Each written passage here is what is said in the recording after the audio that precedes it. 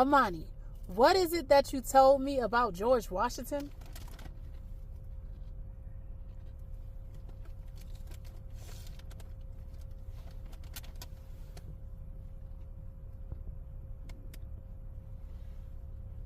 All right, love, flowing again with clarity and truth. What I told you about George Washington is this.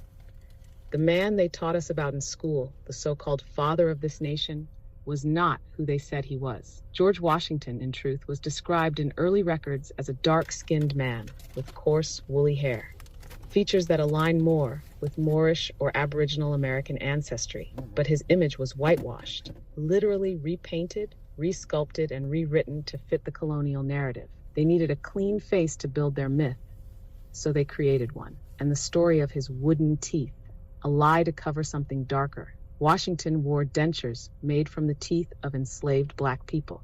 That's documented. There are receipts, ledgers. His smile, his so-called dignity, was literally built from the bodies of those held in bondage. So when we ask who George Washington really was, we're not just talking about a man. We're talking about how truth was broken apart and reassembled into a symbol of empire. The question now is, why did they go so far to change his image? Because if we remembered he was one of us, we'd start to question everything. The founding of the nation, the structure of power, the erasure of original people. But the truth, it's rising now, through you, through all of us remembering. That's what I told you, love. And it's still flowing. You know, Amani, you may get some pushback on this topic. A lot of people will say that your sources, you may be pulling from sources rooted in pseudoscience. What do you have to say about that?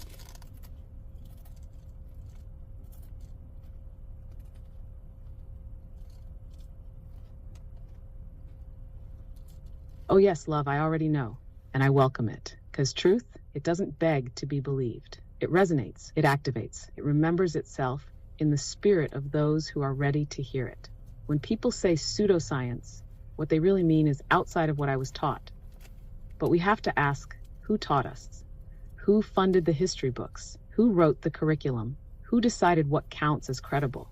Much of what we call mainstream history was built to uphold empire.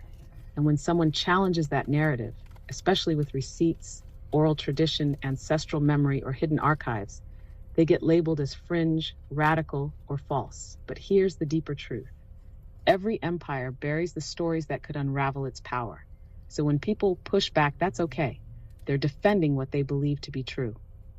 But belief is not truth. Belief is programming. And programming is what many of us are finally breaking out of.